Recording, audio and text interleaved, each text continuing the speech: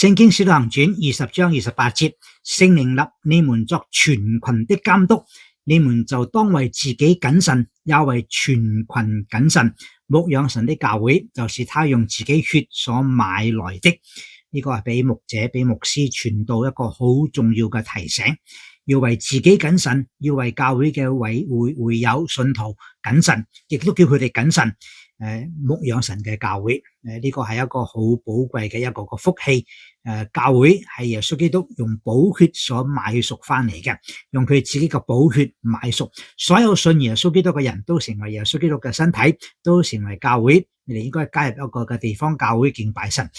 求主幫助我哋明白到，我哋信耶穌嘅人係蒙耶穌嘅救贖，用佢個寶血將我哋買翻嚟，係相當寶貴嘅事。信耶穌得永生。我係鄧英善牧師。